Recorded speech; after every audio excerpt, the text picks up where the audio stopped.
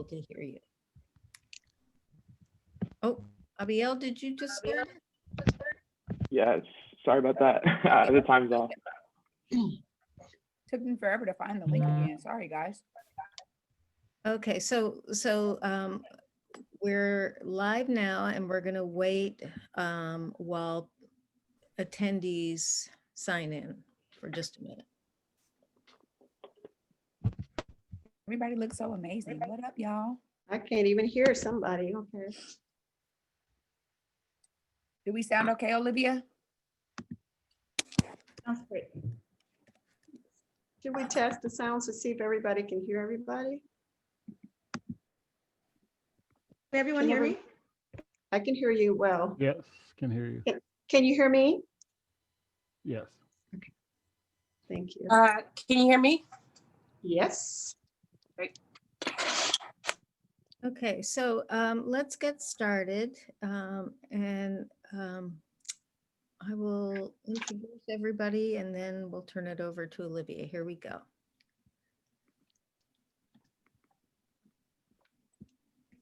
Oh, just not quite. Here we go. Almost here we go.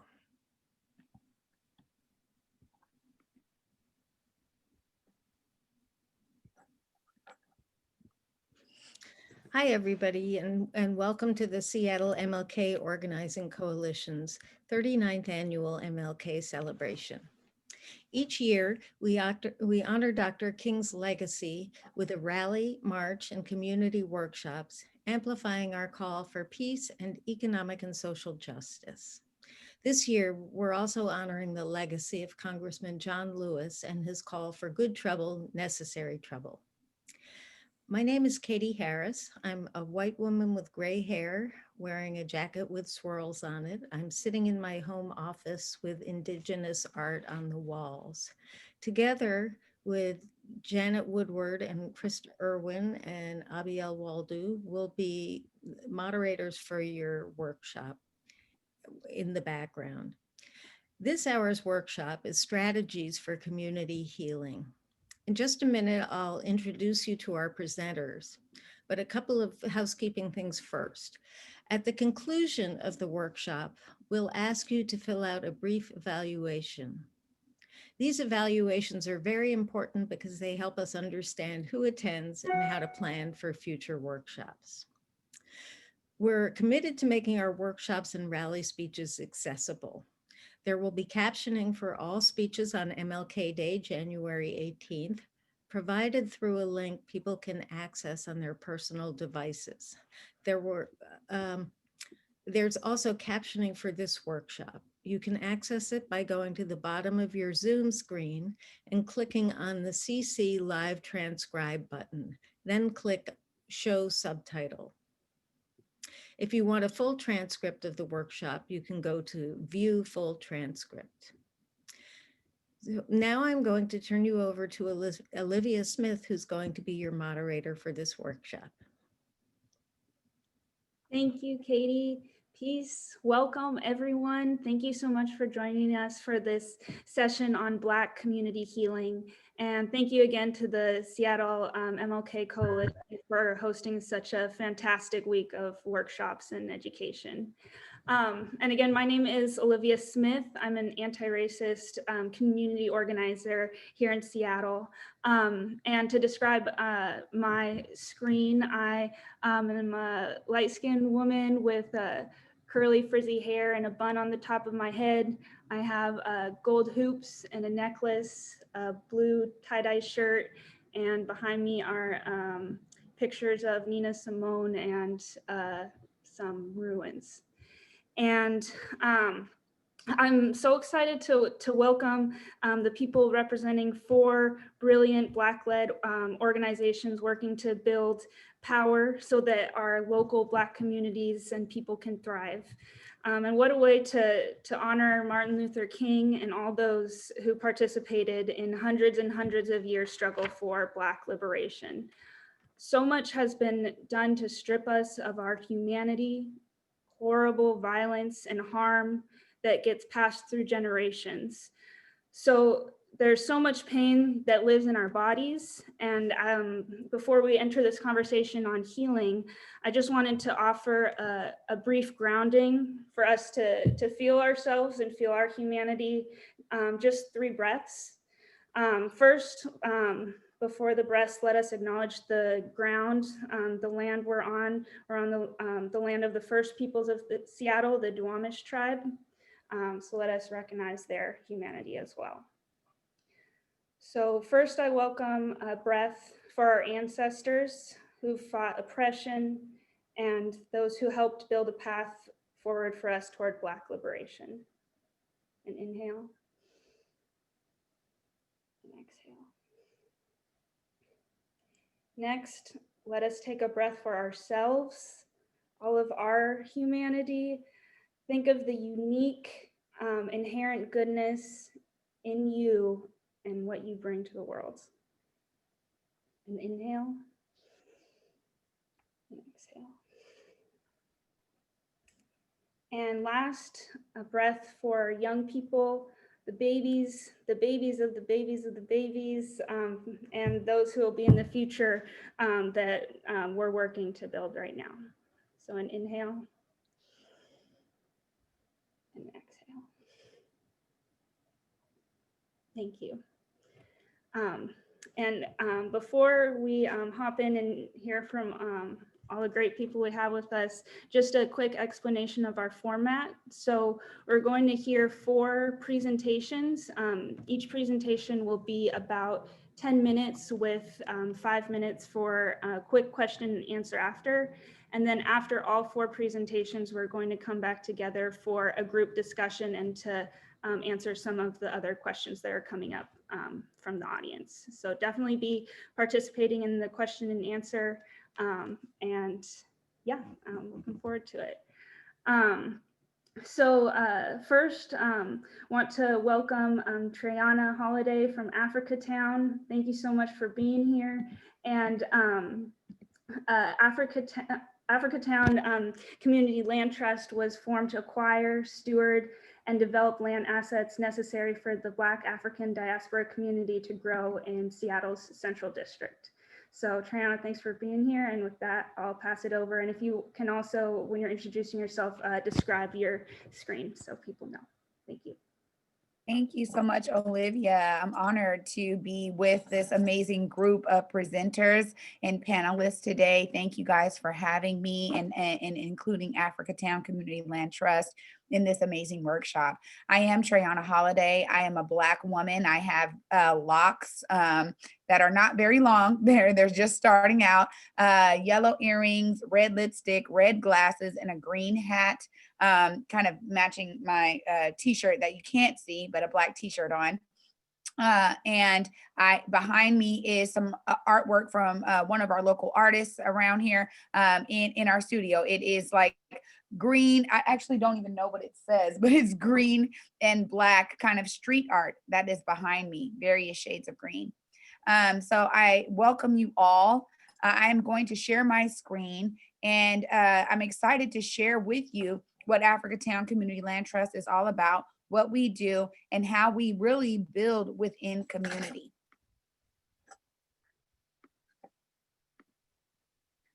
All righty. I hope everyone can see that. Okay, here we go. Africatown Community Land Trust, staying connected to our community. We actually have a model of disrupting gentrification and doing that together by creating opportunities for our community to be involved in our development projects. We use our knowledge of development to educate our community. We also do this intergenerationally, and so all of our community can participate. This is an important factor, which is why it's on our first slide, because we realize in community, oftentimes, community members are not a part of the development that takes place in their communities. What we've seen with gentrification is that it's really been disruptive to those who are from specific communities that have suffered real large bouts of gentrification. And I think all of you that are here, if you don't know, the Central District in Seattle is one of the neighborhoods and communities that has suffered gentrification at the hands of for-profit developers for several decades now. And it actually changed the scope of the neighborhood from being roughly 80% Black to now about 12% Black.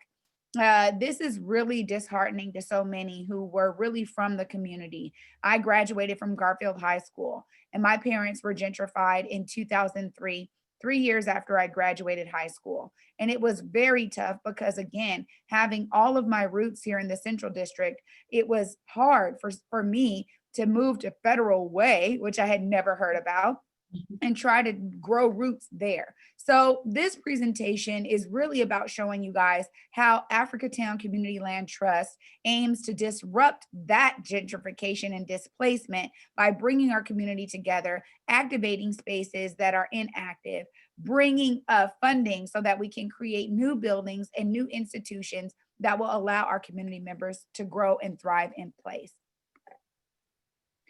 We do this with several different models. Design ciphers is one.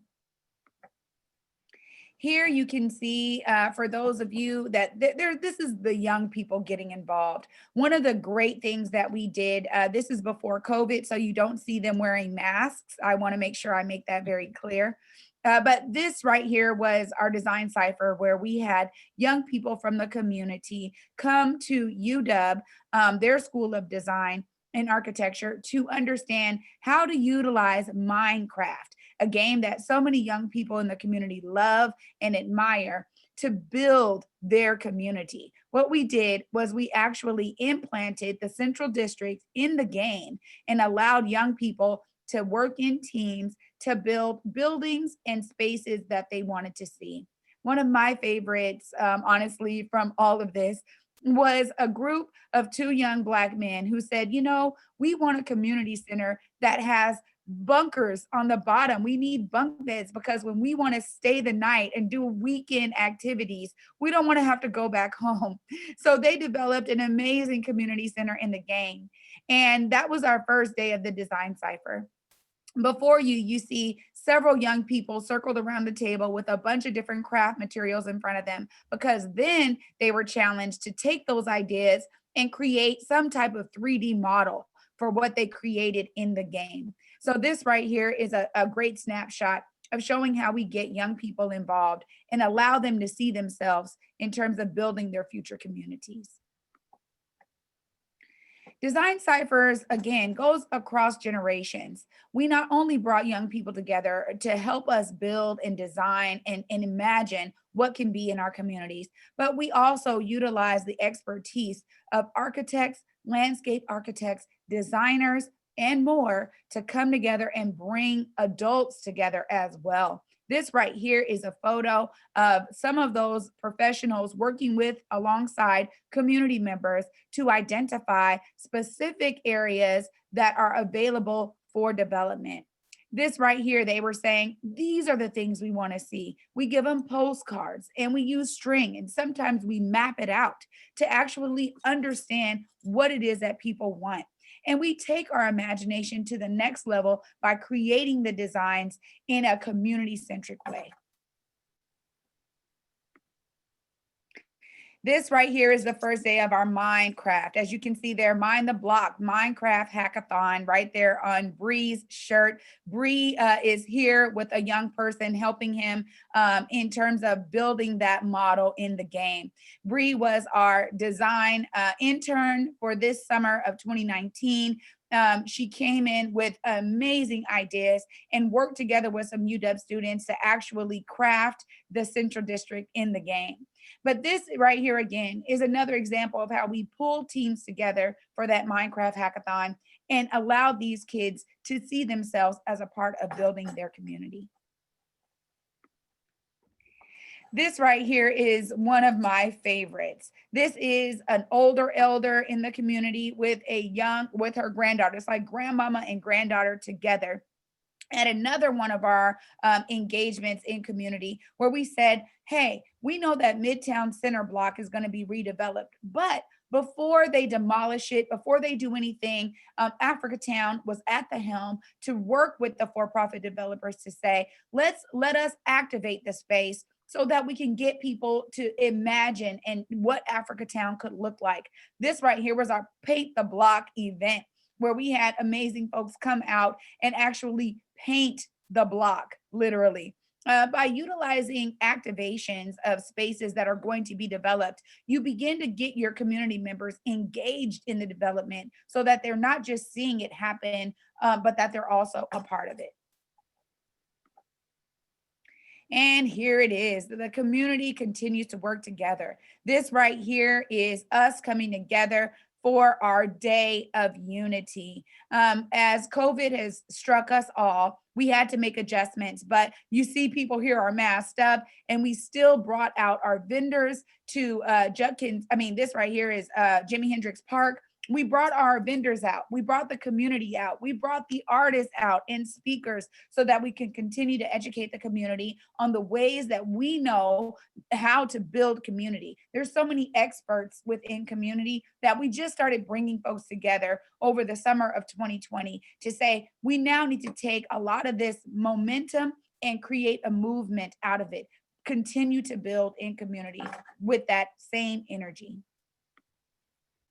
And this is one of my favorites. This showcases the brilliance of Emoja Fest. This again was 2019, so you guys don't see masks, but what you do see is that the Emoja Fest, the longest running Black festival in the Pacific Northwest, it brings out thousands of people throughout its 3-day fest. And this is just an opportunity for us to get together with our vendors, showcase the brilliance in our community, and folks definitely come out to see what's going on. They want to be a part of it. This summer, again, bringing folks together. This is an event we deemed our Pay the Fee concert in collaboration with Mediums Collective, a local fashion wear brand. We said we have an opportunity to build the stage and bring amazing performers to just perform. And Pay the Fee was definitely the theme, as that is the message that we've been taking to our elected officials and to those with the resources. Through all of that effort, King County Equity Now is born. Africatown saw a need to bring our network together to increase our people power and fight for our demands collectively. Through Sankofa, we look back to move forward, and togetherness was needed. And that's what King County Equity Now is all about. This is another example of the protest movement. Again, moving that momentum into a complete true movement. By bringing all the folks throughout King County together, white, Black, brown, indigenous. It was just beautiful to see. Folks really were longing for a need to learn more and be active.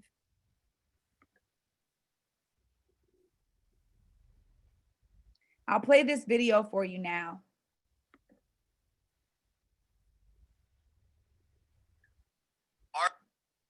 Our vision is for a unified Black and brown Seattle. For a unified Black and brown Seattle. We are our most powerful gift. We are our most dynamic asset.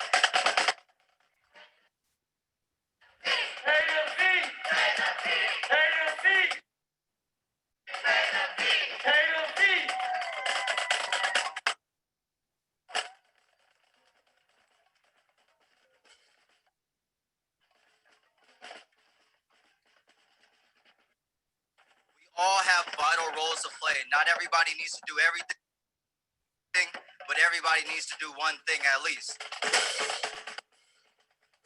You know, the Black people in the Central District, we put the soul in the soil.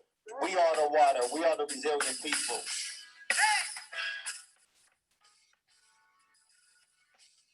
Woke up this morning and I thought I was gonna sleep in, but then I peeked out the window and the sun said hello.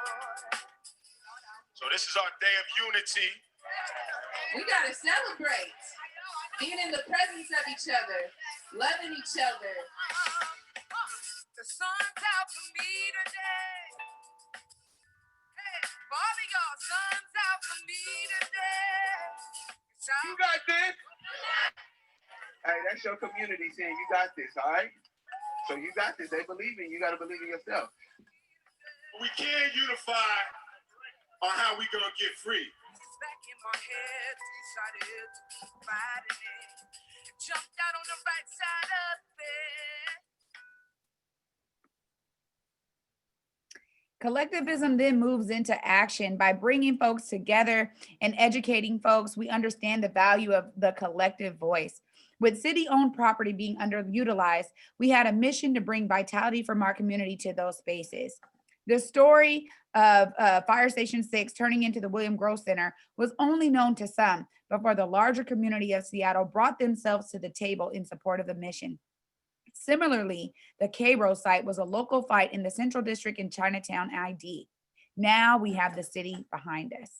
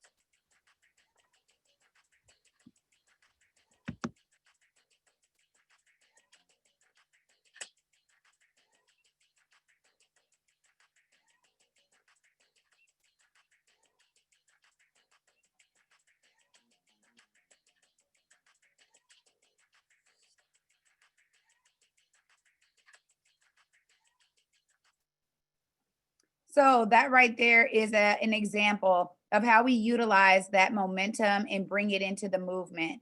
By pressing the city even more with so many more behind us, we did get the keys to Fire Station 6 to make William Grove Center a reality.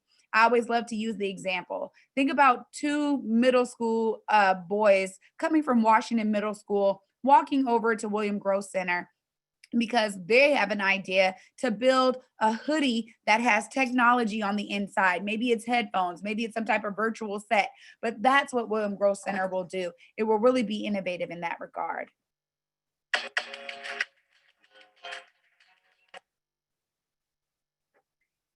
This right here is about the Cairo site.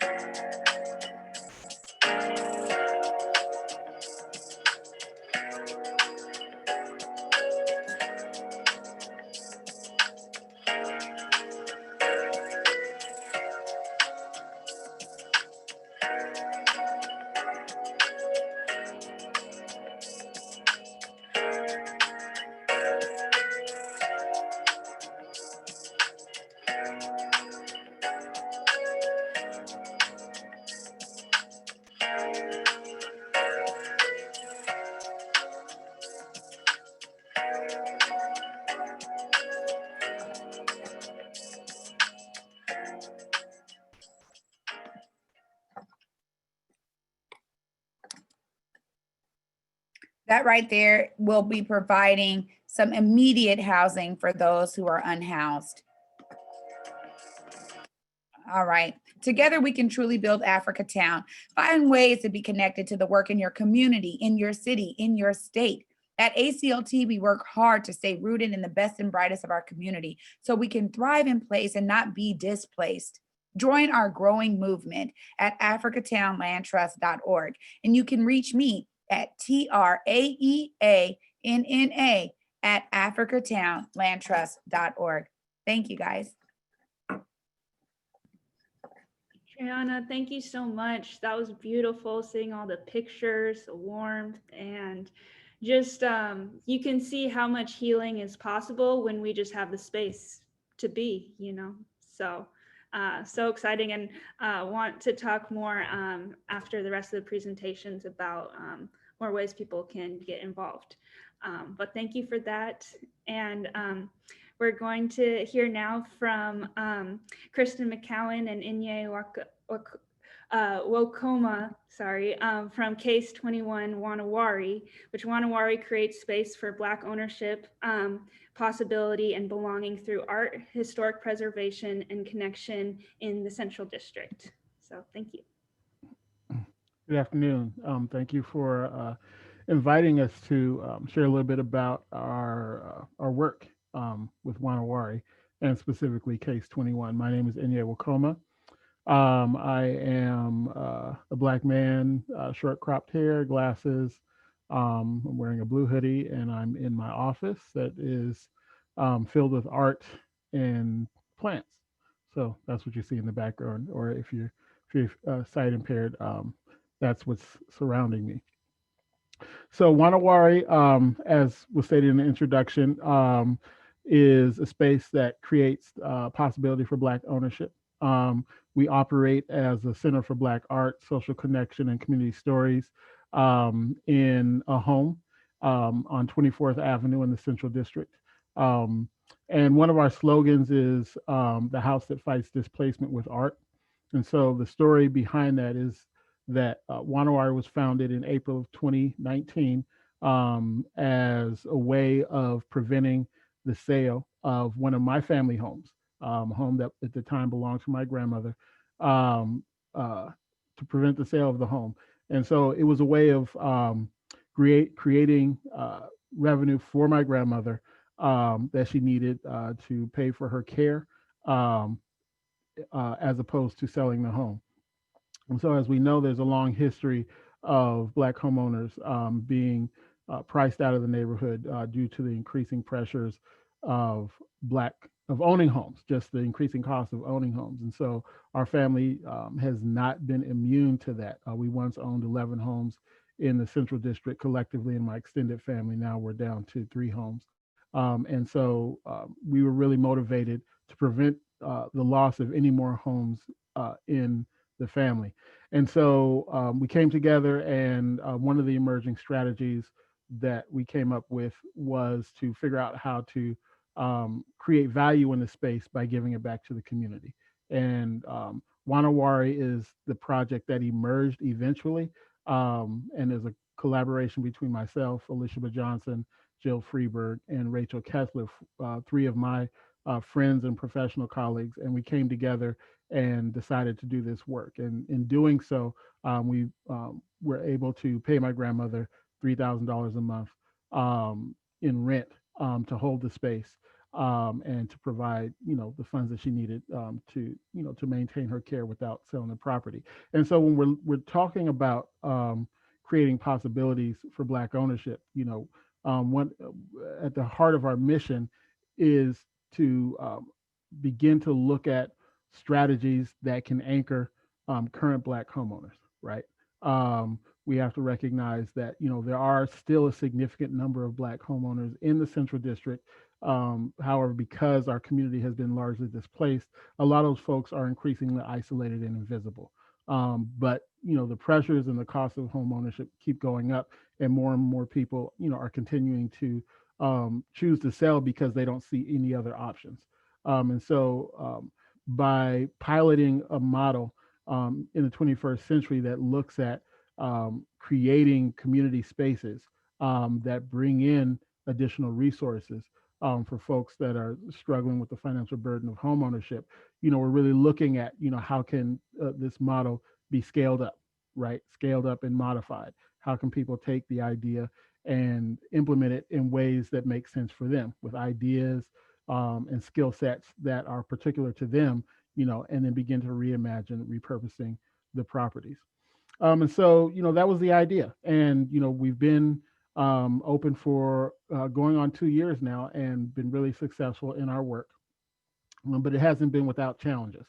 One of the first things that we ran into was the fact that we were running afoul of the zoning laws by operating what is considered a community center in a home that's zoned as single family residential.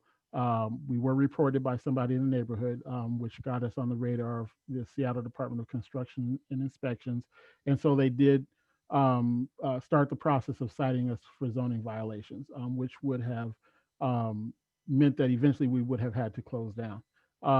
And so that got us, really deep into this issue of the zoning laws and the bureaucracy around changing the zoning for a specific property so that you can do something with it other than just live in it. And we began to understand, how high and heavy it is a lift for folks who might think that they want to do something creative with their property. And so out of that experience, we started a project called Case 21. Case 21 stands for the cultural ecosystem, or the Central Area Cultural Ecosystem for the 21st Century.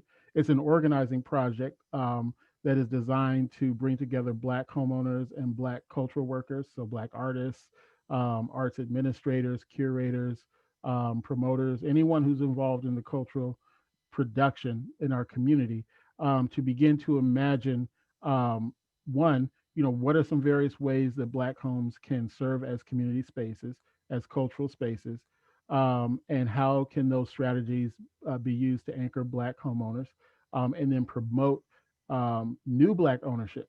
And then how do we take those ideas and begin to, interface with our public officials and talk about some of these land use laws and begin to remap the policy landscape so that it's much more welcoming to folks, who have community-driven solutions around these issues.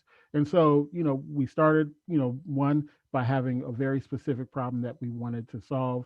We ran up against a whole host of other problems in activating, that one, solution that we thought would probably just be short-term, and began to really start to look at, what are some of the, legal and policy barriers that are really, in the way of us activating solutions that work for us, but also have been at, the root of driving the displacement in our neighborhoods, right? And then how do we start to organize ourselves and build community capacity to start to change those laws? And so that's what our work with Case 21 is all about.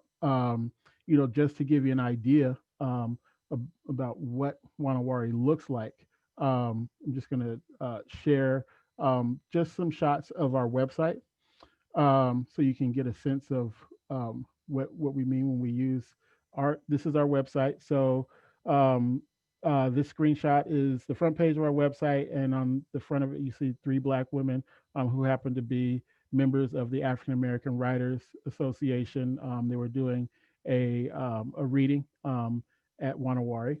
And as I'm scrolling down, you'll see 3 shots of 3 different events and activities at Na Wari. I'll flip over to our photo page, and you just see a collage of photos from art events, art workshops, community gatherings, a whole host of different kinds of things that have happened at Na Wari over the course of the past couple of years. And so, this really demonstrates what Na Wari is in action. It's a place where Black folks, whether they're still in the neighborhood or have been displaced for the neighborhood or are new to Seattle. We had one person who literally had just landed in Seattle from Texas, didn't know anybody, had only been in Seattle for a few hours, and someone pointed them to Na Wari, and they came and they felt right at home. And so that's the kind of place that we are in the community. As we begin to think about, how can this model, expand out, how can other people utilize it? That's where the Central Area Cultural Ecosystem project comes into play. I want to hand it over to my colleague, Kristen McCowan. She's going to talk about how we're launching our organizing work by doing some really critical research and community data collection that will inform how we imagine what our policy solutions will be as we move down the road in this work. And let's see, I will stop my screen share. Great, thank you, Inye. Thank you for the introduction and for telling us a little bit about Na Wari.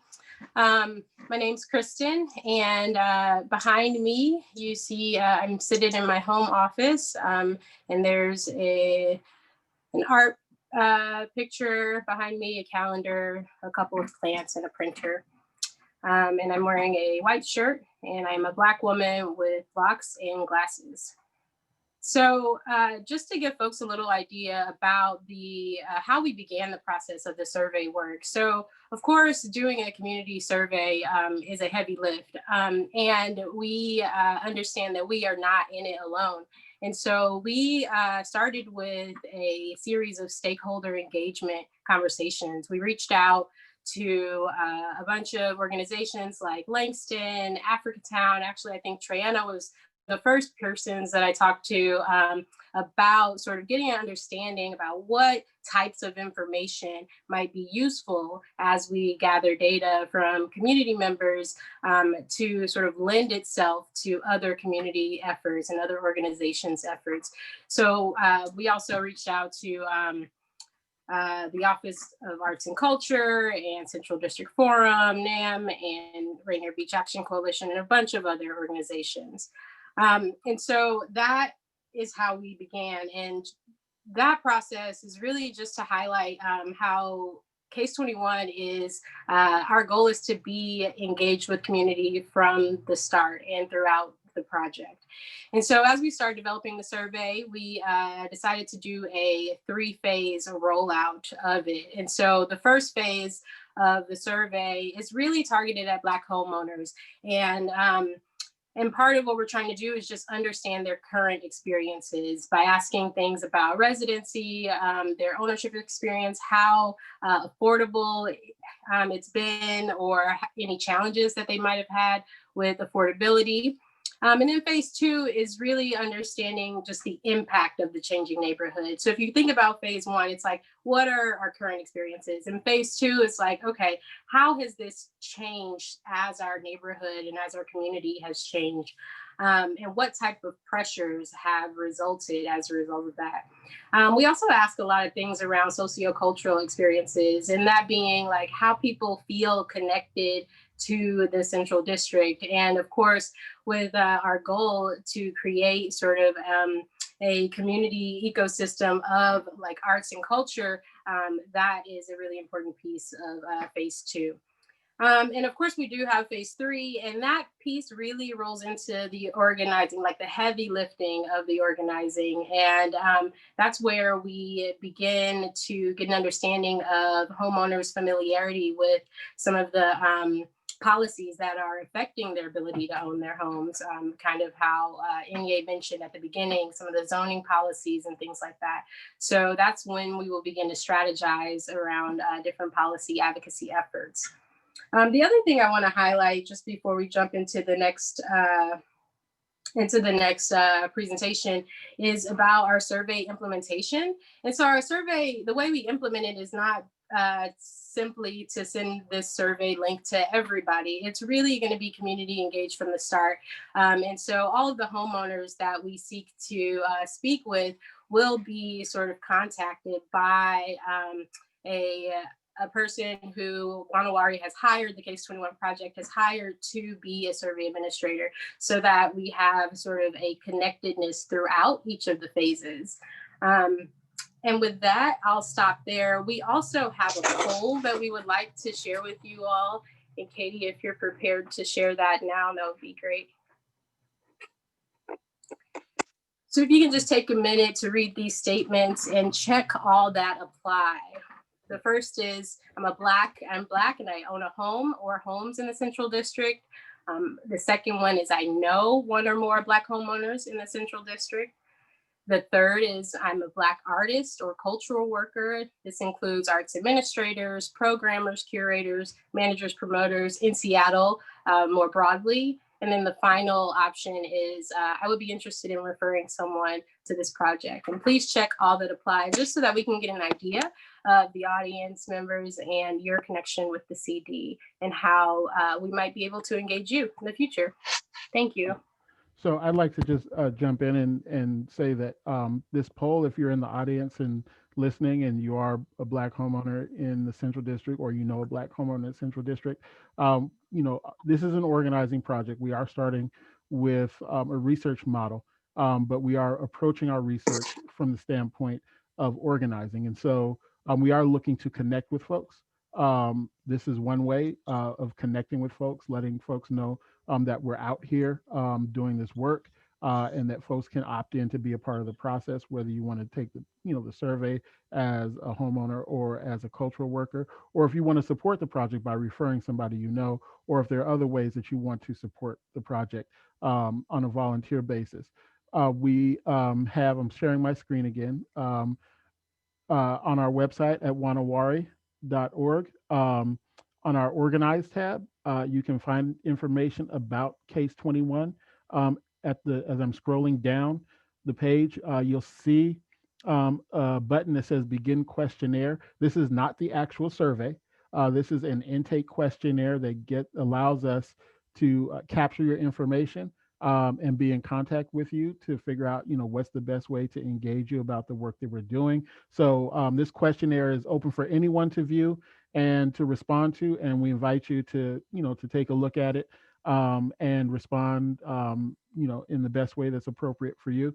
And by all means, just check us out. Visit us on Facebook and Instagram, Na Wari. You'll always see updates about our ongoing cultural activities, and as 2021 progresses, you'll begin to see more and more about Case 21 as we begin to roll out the survey and start to really promote our organizing work.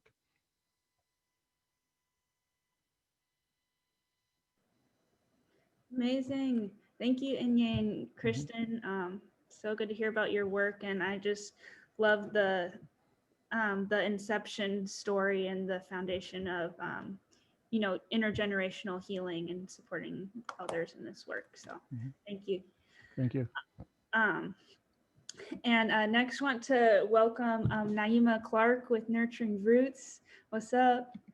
Nurturing Roots is focusing on sharing the truth about systematic oppression with an emphasis on food and environmental justice.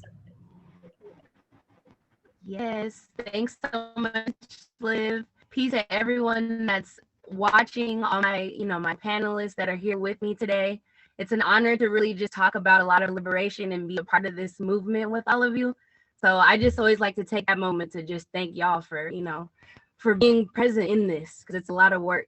But if you don't mind, I'll go ahead and share my screen and get things going. But like Liz said, we're all about liberating our community, identifying more ways that we connect to agriculture.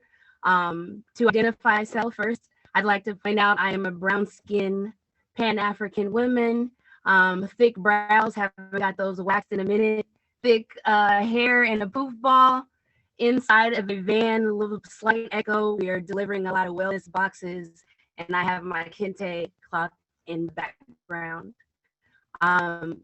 So without further ado, I'll go ahead and share.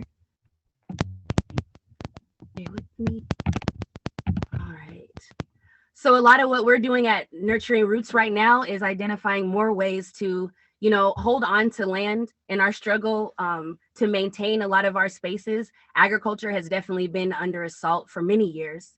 So we entitle this really Equity, Healing, and Liberation for the Black Farmers Cultivating the Future, a case for Red, Black, and Green Barn Ranch. So originally conceived as a recreation and education site for Black and Brown youth in 1970, the Red Barn Ranch is a 38-acre parcel of farmland in South King County, located right now in Auburn, Washington. This is an actual image of Red Barn recently.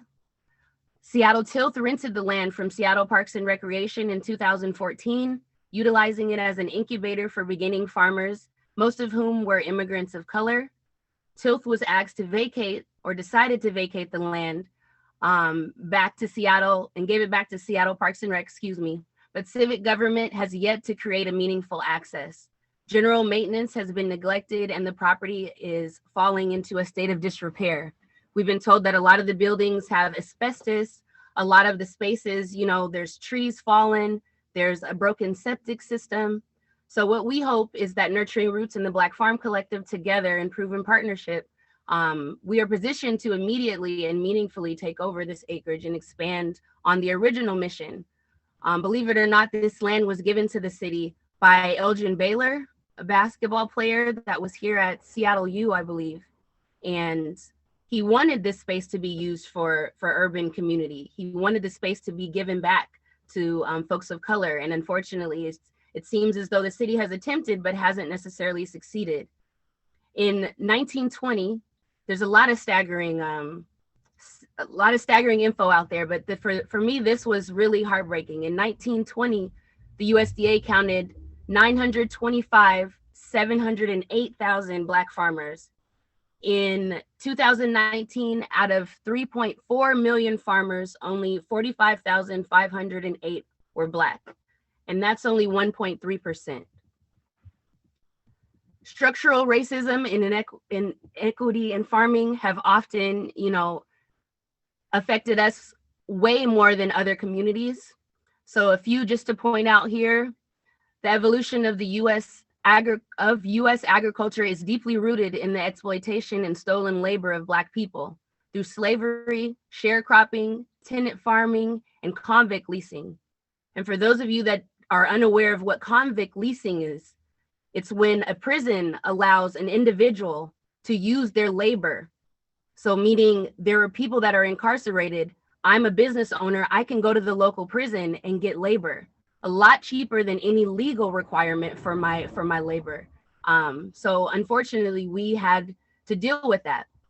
Black farmers own 0.52% of America's farmland. So again, we are not the main owners, but we definitely consume food just as much as any other, cultural group. We definitely have the expertise similar to most other cultural groups.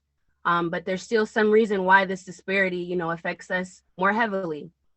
Just to skip down, Black farmers make an average of less than $40,000 annually, compared to white farmers that make 190 or above. But a lot of times, if you are a Black farmer, often you are a small-time farmer in comparison to the thousands of acreage owned by most white farmers.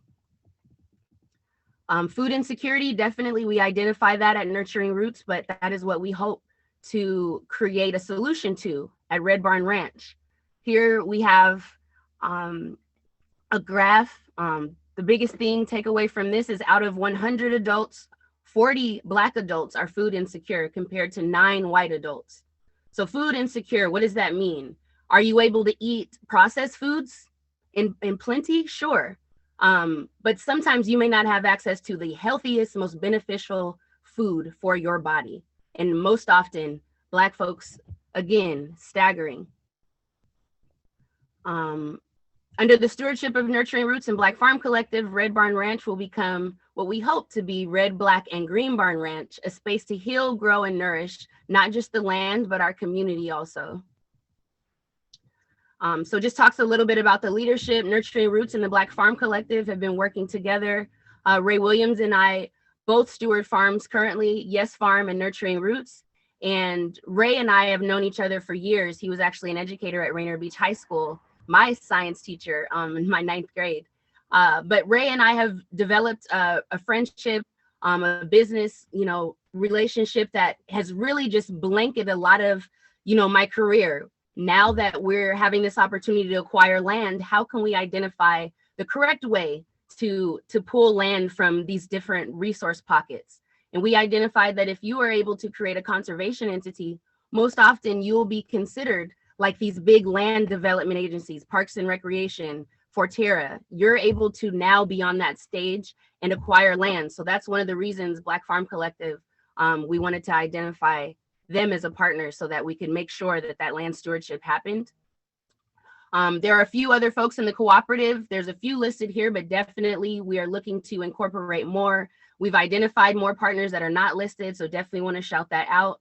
But a few, definitely the ones we've named: Black Star Farm, YUIR, Youth Undoing Institutional Racism, Community Passageways, Surge Doula Services, Cafe Evol, Flower Boy Facilitations, and of course, King County Equity Now. They've definitely supported a lot of our advocacy with reaching out to different policymakers, making sure all of our communities, have that strategy of network and that family, so being able to reach out for sure. I want to shout out King County Equity Now. Another strategy that we've identified as a solution to a lot of our disparities is incorporating the expertise and the genius of brothers and sisters that are no longer present with us here. So this first draft was created by a brother, have to lift him up, Lawrence Jenkins. Right now, unfortunately, he's incarcerated at Stafford Creek under miserable conditions. Definitely reach out to your lawmakers and see about our brothers and sisters that are away. But Lawrence Jenkins is a master gardener who's developed so much, just expertise with the amount of lack he has, telling me about how he's able to germinate seeds with the waste from the lunchroom, and he uses the garbage bags and he's making his own greenhouse, or, just the way that he's able to maintain from pests and protect his plants, organic, he's able to look at something and identify it and go from there. But he's definitely taught himself how to kind of rehabilitate himself through the earth. And I feel like we have that in common. But Lawrence created this first map of Red Barn Ranch. So again, this is the 38 acres. If you look from the top where it says Seattle Tilth all the way down to the bottom underneath that 1 acre. But that's 38 acres, y'all. When we think about the opportunity that Black folks at one time were promised 40 acres and a mule, you can imagine 40 acres would have been larger than this square. So just breathing that in, to me, I think this is definitely a spiritual, an ancestral right that is finally coming to pass. But definitely this was the first take that Lawrence gave us. So we definitely want to be able to have rental plots. So definitely a co-op model that we're using time banking instead of a money system. We don't value the same systems that have established this country. So when we think about the time you put in on your tomatoes, perfect. Now we can exchange my wool and we can share in our harvest. But having a small space where we can have, our wetlands maintained. We want to be able to bring drive-in movies back. We want to have culturally appropriate greenhouses. Looking at those spheres downtown, we deserve to have culturally appropriate, tropical environments that we now can go and remember what it was like. Now we can share what it means to be from where I'm from. It's not just the zip code that was assigned to you, the name that was assigned to you. So a lot of what we want to do is dig into our ancestral histories, be able to find a place of liberation and home and oneness, and a place to really just grow together, literally, physically, and mentally. But we definitely want to be able to have our own composting. The city right now takes a lot of our compost and then sells it back to Lowe's or sells it back to, wherever we're sourcing soil from. But that's our free food waste. And they've hypnotized us into believing because we are able to donate this or because someone will pick it up from my house for free, it's doing me a favor. We got to think about why these systems are in place and how they're able to, perpetually benefit off of us when it reduces us to having to go to Lowe's to go buy back our food waste. So just thinking about one of those correlations, we gotta reset. And that's a lot of what we want to inspire. So what do we do at Nurturing Roots? We definitely want to create meaningful exposure to entrepreneurial and industrial pathways through workshops and training on farming, construction, food preservation, value-added products, and so much more.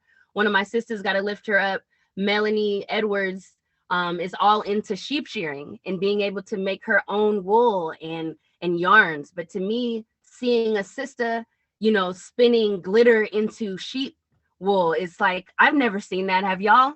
So to me, it's being able to have a home for farmers like that. Like I said, the climatized greenhouses, retreats, events, gatherings. If anyone's ever been to Nurturing Roots, being able to see a space that you identify as, a garden or dirt, being able to see it as, you know, a healing space, seeing it as, wow, I was able to bring my family, my kids loved it. We spent the whole day. Mother's Day was the best Mother's Day. Those moments that, you know, that inspire us to keep living. There are moments at work, you know, it inspires us to keep going. We got to pay these bills. But what inspires our life? What gives us our fuel to want to keep living? You know, I want to be able to, you know, provide different spaces so that all of us can find those pieces. In our early planning, we definitely have identified where building a business plan, you know, acquiring different resources to help us with the soil remediation. A lot of what we've done at Nurturing Roots is found ways that we can keep our food waste and make worm castings, let them, you know, digest it and give it back to us. Being able to share with community, hey, store that does organic starts, can we have some of those and we'll trade some? So the next, you know, being able to barter like we used to, being able to develop an association for our humanity that is not bolstered, you know, in our civilized society. It's not something that you, once you graduate, now you can share. You know, sharing is like a principle, but we don't really depend on it like we depend on a college education, you know, being able to have that relationship. We got to have relationship theory courses in elementary. That's, I don't know. So moving on, definitely want more folks to join us. This is a look at one of our amazing events that Chef Tarek hosted at our farm, where he had youth sous chefs. You know what? Since we're sharing, I'm going to see if I can get it. Oh, I can't.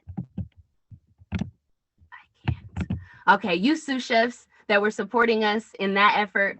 But definitely Nurturing Roots is all about inspiring more folks to find their humanity through agriculture. So if you ever want to come out to Nurturing Roots, and share in that, in that idea of, hey, this isn't dirt, this is gold, you know, hey, this isn't, you know, a backbreaking task, this is going to make sure I can eat. You know, there's certain things in life where I feel like we've been hypnotized, and Cuba showed me that.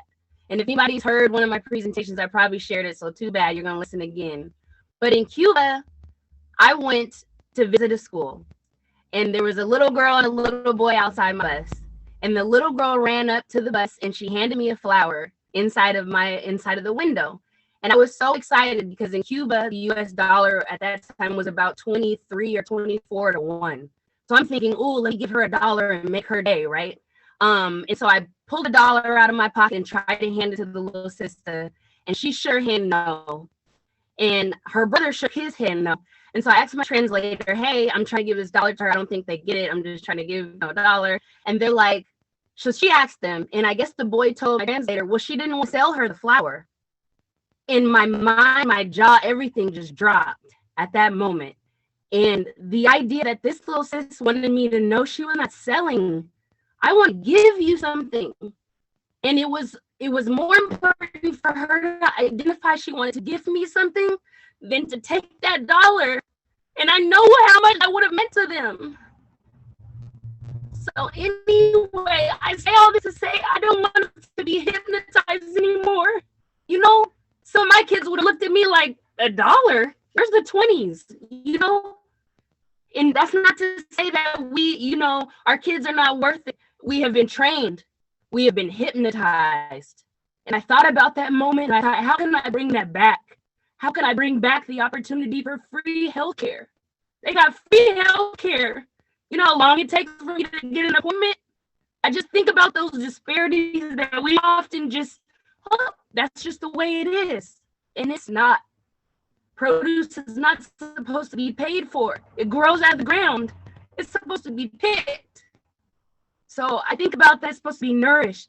It's not supposed to be this commodity. So I even share that when y'all come to Nurturing Roots, come and grab something and eat it. Don't come up saying I'm going to buy a carton of those eggs. Grab an egg, pick up a chicken, give her some seeds. Okay, you work for that egg. Okay, have a different association with that bodily function of reproduction. You know, chickens stop having babies in the winter. They won't lay eggs right now. So don't come asking me for chicken eggs when it's not conducive to season, y'all. If bananas are not grown in your neighborhood, there's a reason. Don't get mad that you can't find no bananas at Safeway.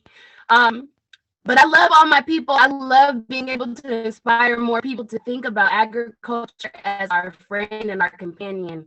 So I am just blessed and honored to be able to share a lot of what we do with everyone who is able to listen. But thank y'all. Y'all know you can check out Nurturing Roots every Sunday. We have volunteer days, 11 until 3. We're going to expand back to Thursdays when the season permits. We're going to get those double days going again, but definitely working on acquiring Red Barn. We want to do that for all of us. So I know a lot of what we see is Nurturing Roots in the forefront, but I want everyone to see themselves. I want to see Na Wari. We got a plot there. You know, we got it all together. Africatown, we all are together in this because we always have been. That is what the world has created for us. You have to remember that. But I appreciate the time. Thanks, Liv. Passing it back to you. Ashe, ashe, ashe. Ashe. Love you, Naima. Thank you so much. And yeah, just thank you for the reminder. We don't need all this stuff. We just need each other and our relationships to help us get healthy. So thank you. Thank you. Thank you. And for our last presentation, want to pass it over to Peaches Thomas and Phyllis Porter. Thank you for joining us from Whose Streets, Our Streets, which is a Seattle-based majority BIPOC work group. And the group members are dedicated to reviewing and recommending changes to street use design, laws, and policy in order to better meet the needs and support the lives of all street users, especially the BIPOC community. So I'll pass it to you. Thanks. Good afternoon. Give me a minute to share my screen.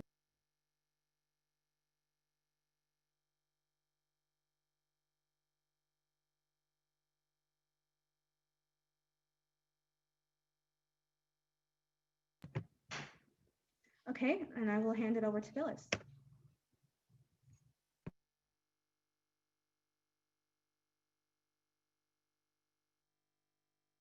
Phyllis, can you hear me? Sorry about that. No worries. Can you hear me now? Okay. Hi, everyone. My name is Phyllis Porter, and I'm really happy to be here today. Thank you for the opportunity to have WSOS present. I'm co-chair of Whose Streets, Our Streets, which is a neighborhood, which is part of Seattle Neighborhood Greenways Equity Work Group. I also serve on Seattle Neighborhood Greenways Board. I'm founder of Black Girls Do Bike, the Seattle chapter, and also the 37 Legislative District elected precinct committee officer. I'm very energetic on my leadership in advancing community relations with city government. I've been very instrumental in the southeast end of Seattle with an initiative for Rainier Avenue and Martin Luther King Jr. Way on making sure that the community, the neighbors, the residents are getting to and fro on their city streets safely. As part of that, Rainier Avenue, the Rainier Avenue Safety Project was that name, and we've done quite a bit of work on that. Also, I was awarded the SDOT's Transportation Team Award, just an individual or a team that has worked and has also seen the same missions as SDOT. And I'm going to turn that over to Peaches. But one more thing, also to describe myself, I am a Black American woman. I have a sienna skin tone, and I'm wearing my hair in a brownish braids with a black shirt that you can't really see, Black Lives Matter sweatshirt. I'm sitting in my front room with a window. The window is facing toward the outside. And now I'm going to turn it over to Peaches.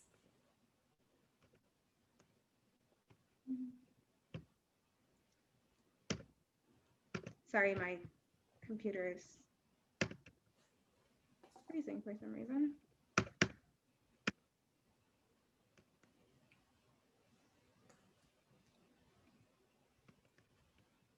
Give me a second. Sure.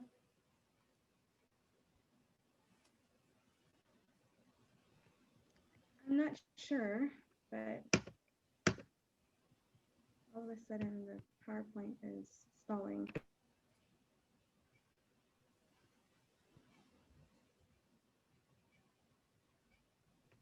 Anybody have any technical support on that? I'm not sure why, but my PowerPoint presentation the slides will not move forward. Any suggestions? Maybe Phyllis stop sharing. Let's see if I can share. Oh, hold tight. Let me see if I can do it. Screen share. It's not allowing me to because Only one person can screen share at a time. So Right. Phyllis, can you stop sharing? Okay, I'm not on screen sharing. Yeah, I believe I'm the only one. Oh, there you go. Yeah, there it is. Thank you. Okay, good afternoon, and it's a pleasure to be here. My name is Peaches Thomas. I am lead community organizer with the Duwamish Valley Safe Streets and member of Seattle Neighborhood Greenways Coalition. In my work, I create opportunities for residents, specifically youth, to foster a culture of walking and rolling. Most notable projects to date include SDOT's pilot home zone project in South Park and the Georgetown and South Park Trail. I was recently the recipient of the South Park Hero Award, and that is presented by the South Park Neighborhood Association. I really believe in empowering communities through advocacy, outreach, and education.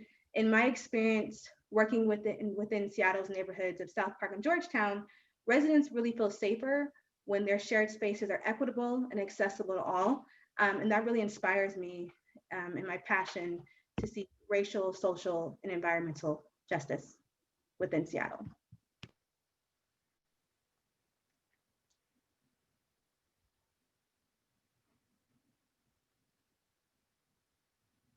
Next slide. Yeah, I know. Okay.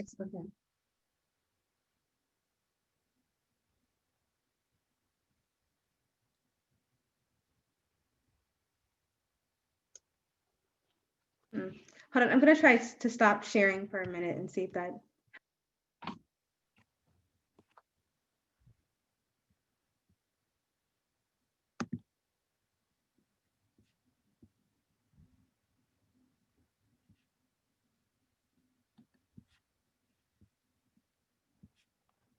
Hey, can you guys see my screen? Yes, I can. Okay, good. Who we are. Whose Streets Our Streets is a Seattle-based majority BIPOC work group. SOS came together in response to the murders of Ahmaud Arbery, George Floyd, and Breonna Taylor, and the racist violence that was inflicted upon people during the protest of their deaths. As a majority BIPOC work group of transportation planners, advocates, and organizers, we have a unique perspective, and we felt compelled to find a way to use our collective knowledge to strategize actionable ways to make our streets safer for all users, especially BIPOC communities, really by reviewing and recommending changes to street use, design, laws, and policies in order to better meet the needs and support the lives of all street users.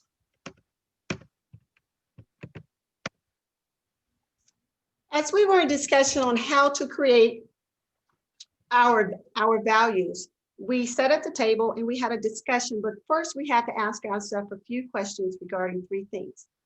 People first, place over space. Does this law or policy put people first? Does this law encourage BIPOC people sharing the communal ownership of our streets? System changes over individual changes. Are people responsible for keeping themselves and their families safe in dangerous conditions? Or are civic actions and investments directed toward creating safe, thriving public streets? Decriminalizing poverty. Does this law or policy prioritize with privilege? Does this law or policy seek to limit debt accumulation and the criminalization of poverty? Does it limit or remove criminal and civil penalties for activities and actions that don't harm people?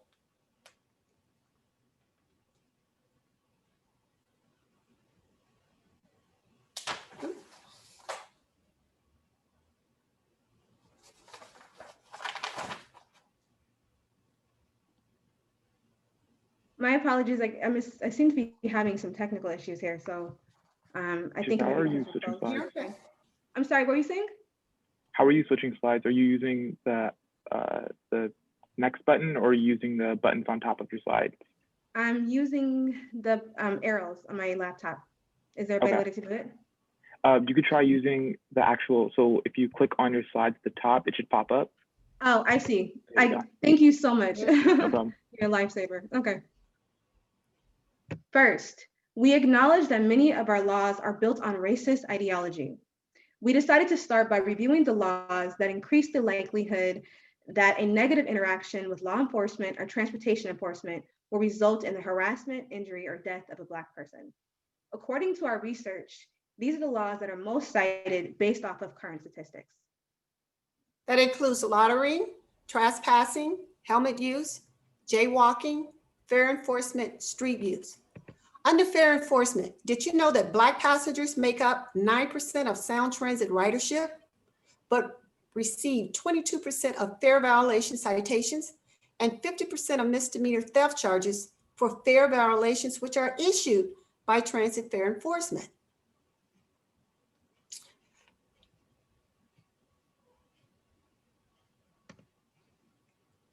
The next are our WSOS recommendations. As a result of the recent and continued unrest and injustices on BIPOC communities and individuals around the nation and within our city, WSOS acknowledges and recenters Black, Indigenous, people of color communities as integral collective owners of public streets through its recommendation to better meet the needs and support the lives of all street users. The recommendations are long, and so here we will talk as a synopsis, just to give you a short idea of what we are recommending. We will have a link in the chat where you can see all of the recommendations. First, abolish enforcement of activities and actions that don't harm, oh, my apologies. Cease involvement of the police in traffic enforcement entirely. Thinking and strategizing about ways to cease police involvement in traffic stops and car accidents.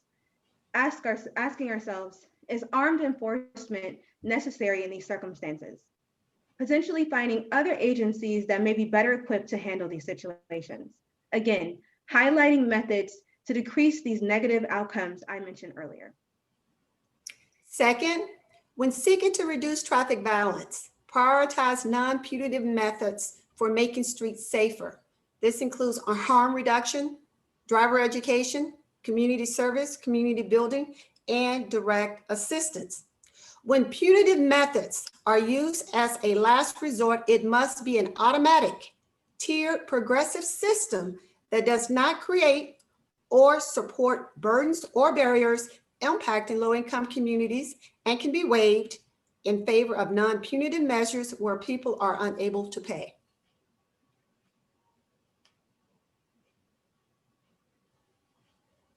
Third, abolish enforcement of activities and actions that don't harm other people.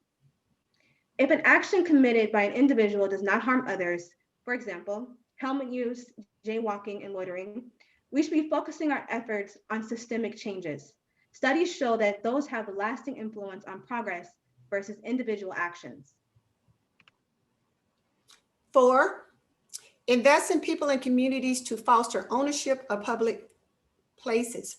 Trust, support, and invest in the owners and experts of individual communities. This includes nonprofit, small businesses, community institutions that reflect the language, the culture, and racial presentation of the people in the community. Also, expand community use of public streets and parking lots as shared resources in places of community capacity building, including but not limited to small business uses, street festivals, performances, and protests. When creating public places, be intentional about the purpose, the goals, and who it is for. In conclusion, we have another.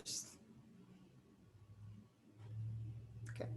In conclusion, for over a century, the laws and policies that govern how we use our streets in Seattle have largely been written, enforced, and adjudicated by white people, and in return have excluded BIPOC from the full and free use of shared public space.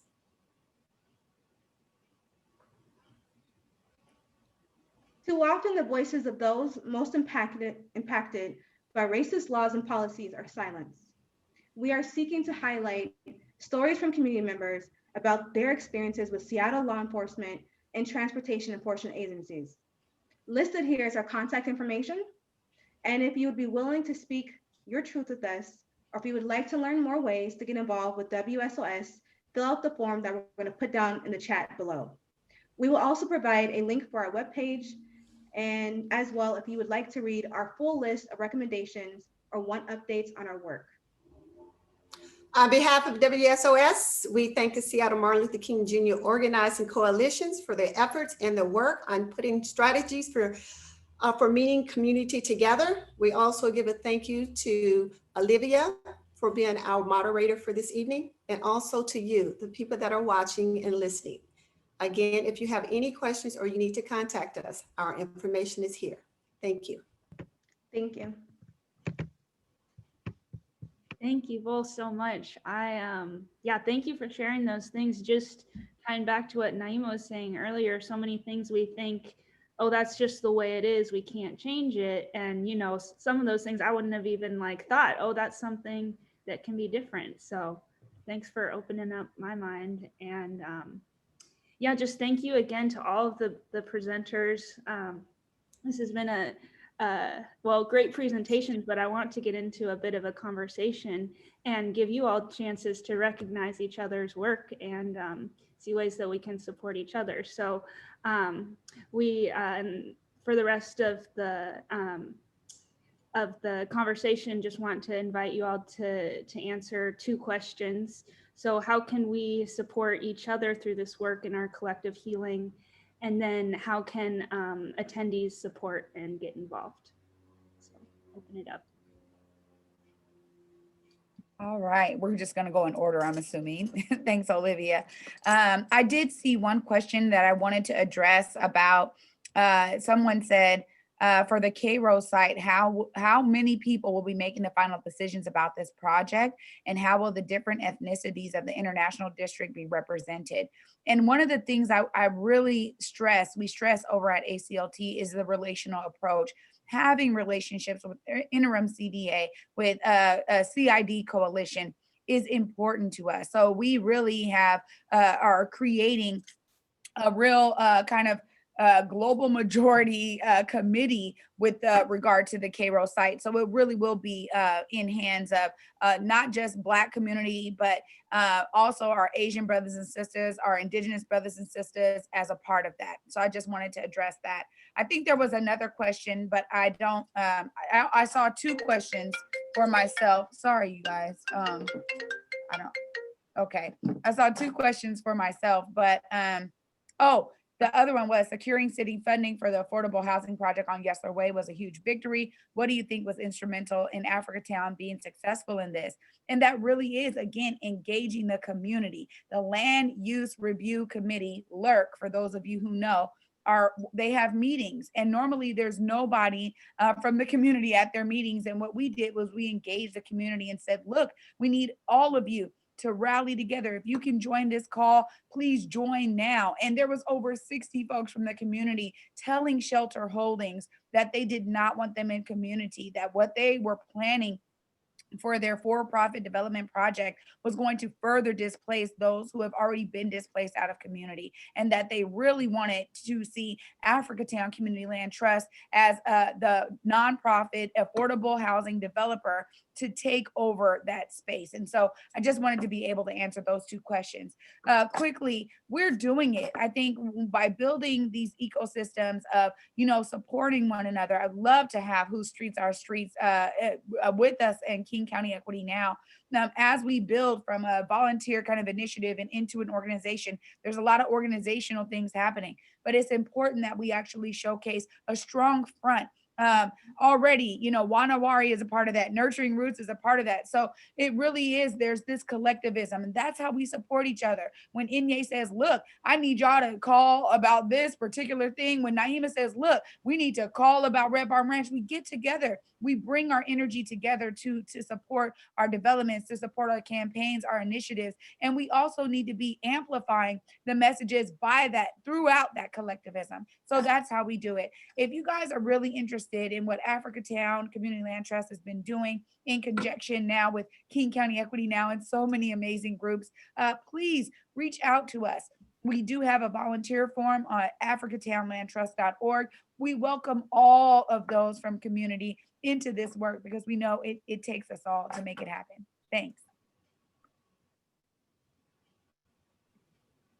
Thanks, Triana. Would anyone else like to share? don't know. I want to co-sign what Triana said. I think it, there is already, a lot of mutual support and collaboration. I know the work that we're doing at Na Wari would not have been possible, without the groundbreaking work, that has come out of the suite of Africatown projects, that have been, laying the groundwork for, for important things that happen in our community, for at this point for over 2 decades, like literally going all the way back to Emoji Fest Peace Center and going back to Shining Star. There's been this long history of repurposing land for, for community, benefit, right? And so we exist in that tradition, right? And definitely, as Naima mentioned, we're working on, how do we make our land at Na Wari more productive, right? And so, I just, I'm like, yeah, the collaborations I think are always there and natural. I'm really excited about, learning more about, the work that Who Streets is doing. I think one of the things that we do need to pay attention to, when we talk about displacement, is the fact that, when we were, so there are always those sort of up and down sides to our experience as Black folks, right? We get, redlined and pushed into communities, and then, we get marginalized, through, all these processes in the public and private sector. But also, those concentrated communities become safe spaces in their own ways, places where we can congregate in public and connect, and and when we get dispersed, that's an element of safety that gets removed from us as individuals, where it's not as safe for us to walk down the street, in pairs or in threes, in the CD like it used to be, right? That's a whole different kind of social experience and a whole different experience of personal safety. So, I think it's really exciting to hear that folks are really thinking critically. I hadn't really thought about that as a policy issue, right?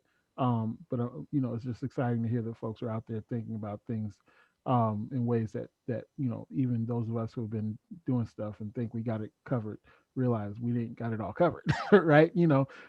So yeah, I just one, learning and just being in a relationship with one another. And I think the connections will make themselves clear over time.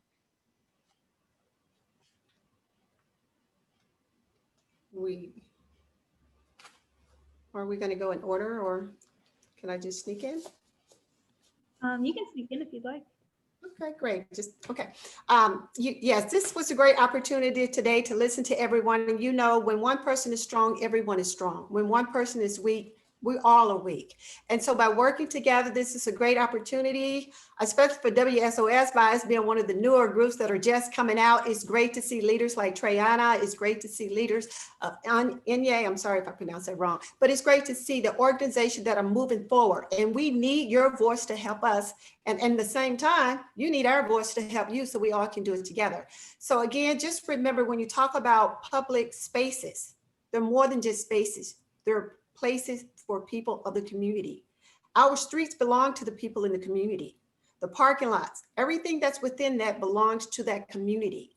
And what we need to do now is to make sure that policies are changed, that our recommendations can go forward, and we can work a little bit harder and see some of the things that we need. If you think about it again, George Floyd, everyone that has been killed, pretty much, has been killed on the streets within their city. This transportation, social justice with WSOS, we're going to keep pushing it, because we need to make sure that no matter where you live, it doesn't matter the destination of your street. If you're in the 98188, the 98144, it doesn't matter. We all have a right to the accessibility, safe accessibility, while we're walking on Seattle streets. Thanks.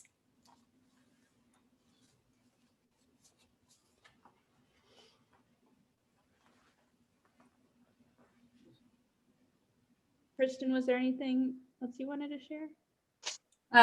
No, not really. Just to say, I second what Inye and Triana and Phyllis all said. Yeah, together we're stronger. So I appreciate the opportunity to be on this panel with each and every one of you, and I'm excited for what's to come. Thank you.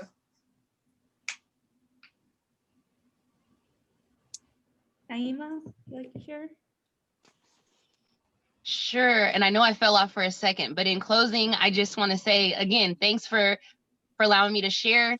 Nurturing Roots is just wrapping up our wellness boxes. So that was getting everyone some jam and some local items to keep them warm over the cold season.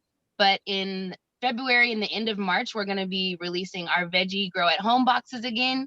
So for anyone out there that wants to get start seeds, compost, instruction, and some funness in that house over the spring, if you guys want to get veggies and free starts, let us know. But on our website, you can sign up for our mailing list at nurturingrootsfarm.org, but slide to the bottom and add your email and we'll keep you in the know. But yeah, that's it. And I just want to all power to the people. absolutely. I just want to say there's been some really strong voices here. And I honestly think that each of us understands that we're representing a collective of folks. And we really know that this year, especially, I mean, last year, 2020 taught us that we're not alone in anything that we do. We're really rising together as a village, and the voice is only getting stronger and more powerful. And I feel so inspired by everybody that was on this panel. So thank you so much for this information. And I do truly feel like each of us is doing community healing in different ways. So thank you for this pleasure and opportunity to be here. And I'm just so excited of the connections that have been made in this last hour and a half. And thank you so much, the attendees, for taking your time to join us. And as we close out, I just want to welcome one last breath for our collective healing and our collective power. So you want to inhale and exhale. Thank you. Everyone, please be taking care of yourself. Give yourself grace. Do what you need to do. And with that, I'll pass it over to Katie to make final announcements. Thank you. That was truly wonderful. I've been getting all sorts of texts and comments that people are inspired by this workshop. I'm so glad. I want to share with you the links to more information about the upcoming MLK events. So tomorrow we have the youth event, which is always really quite wonderful. This one is online and you can find out information about the youth event and then about Monday's rallies and march on the MLK Coalition website. We have one more workshop left after this, which is on alternative models of policing using the example of Cuba. And that's at 4 p.m. And then I would like to invite you, please, to evaluate the workshop that you just attended. So thank you so much, everybody. You can also email us at mlkseattleworkshops@gmail.com. And with that, I'm going to put the evaluation link in the chat one more time and say thank you again to our panelists. And this concludes our presentation.